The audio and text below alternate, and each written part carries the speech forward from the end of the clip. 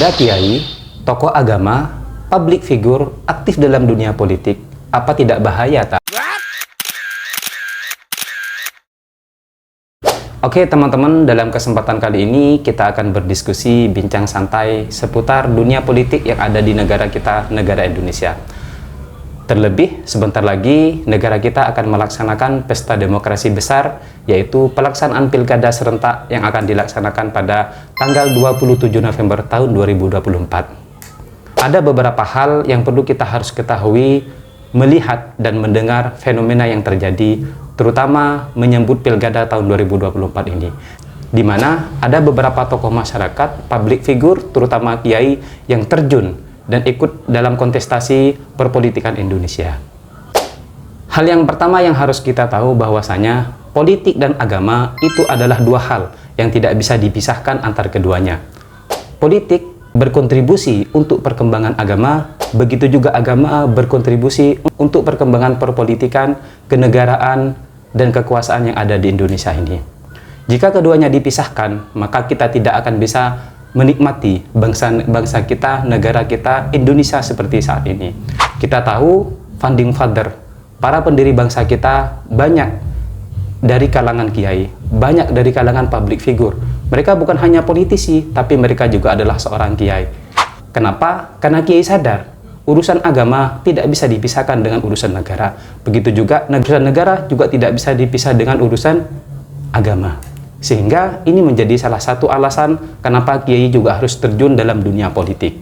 Hal yang kedua yang harus kalian tahu, kenapa kiai berpolitik dan terjun dalam pilkada tahun 2024 ini, karena seorang public figure, seorang kiai, tentunya beliau adalah orang yang menguasai tentang ajaran-ajaran agama Islam. Beliau sebagai tokoh masyarakat, beliau sebagai panutan, beliau punya kewajiban untuk berdakwah, beliau punya kewajiban untuk mengajar.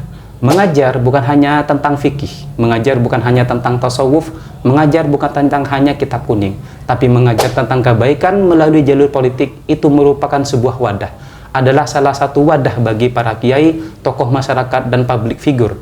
Karena para kiai menganggap berpolitik, terjun dalam dunia politik, itu bukan sebuah tujuan, bukan sebuah keinginan pribadi, tapi panggilan untuk berdakwah, memberikan pembinaan kepada para politisi yang kurang gagasan serta wawasannya dalam kenegaraan, dalam wawasan beragama. Yang ketiga adalah berpolitik dalam agama Islam, itu adalah berpolitik untuk kemaslahatan bangsa, negara, wabil khusus agama. Bukan berpolitik untuk kepentingan diri sendiri, keluarganya sendiri, kelompoknya sendiri, atau partainya sendiri. Sehingga seorang kiai juga terpanggil untuk memberikan wacana, wawasan, opini bahwasanya ayo kita berpolitik, tapi berpolitik untuk kemaslahatan.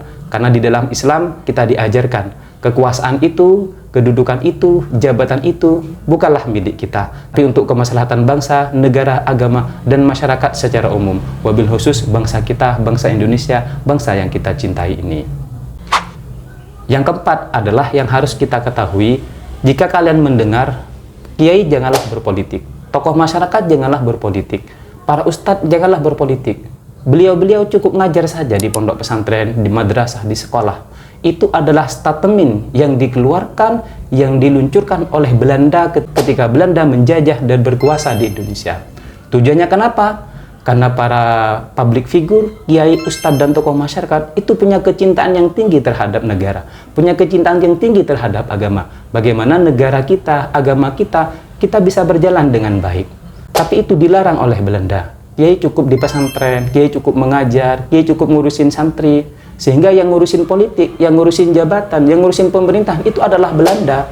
Sehingga bangsa kita sekian puluh tahun, bahkan ada yang mengatakan ratusan tahun, itu dikuasai dan dijajah oleh Belanda. Karena bangsa pribumi, penduduk pribumi itu tidak mau berpolitik. Katanya Belanda, politik itu kotor, politik itu tempat orang tengkar, politik itu urusan dunia. Sehingga kiai tidak perlu ngurusin politik, kiai tidak perlu ngurusin dunia, cukup ngurusin agama saja di masjid, di pondok pesantren. Sehingga statement ini yang digunakan oleh para orang sekarang, orang yang punya keinginan pribadi untuk korupsi, punya keinginan pribadi untuk memperkaya diri, agar kiai tidak terjun dalam dunia politik. Tapi kita harus sadar, itu adalah statement yang dikeluarkan oleh Belanda dulu. Kita tidak ingin bangsa kita, negara kita saat ini dikuasai oleh para politisi yang tidak punya wawasan untuk kemaslahatan bangsa, negara, dan agama. Mereka hanya punya keinginan untuk memperkaya dirinya sendiri, mereka hanya ingin kekuasaan untuk dirinya sendiri. Tapi ketika kiai berpolitik, dia berkeinginan untuk kemaslahatan bangsa, negara, dan agama. Bagaimana antara urusan agama dan urusan politik itu bersinergi, berjalan bersama-sama. Karena 1000 fatwa ulama itu tidak bisa menutup lokalisasi, tidak bisa menutup perjudian. 1000 fatwa ulama akan dikalahkan oleh satu kebijakan pemerintah, satu kebijakan pemimpin tentang penutupan lokalisasi, tentang penutupan perjudian, tentang penutupan tempat kemaksiatan. Ayo tetap seorang kiai, public figure, tokoh masyarakat, dukung untuk terjun dalam dunia politik. Karena kita yakin beliau itu bukan untuk keinginan sendiri, beliau itu bukan untuk keinginan orang lain, tapi untuk bangsa, negara, dan agama yang kita cintai, agama Islam ini. Ini menjadi salah satu alasan kenapa Gus Haris dan Lora Fahmi maju dalam kontestasi Pilkada tahun 2024 di Kabupaten Probolinggo, Jawa Timur. Karena kita tahu Probolinggo telah dikuasai oleh para pemimpin yang tidak bertanggung jawab, pemimpin yang koruptor, pemimpin yang sekarang lagi ditangkap oleh KPK.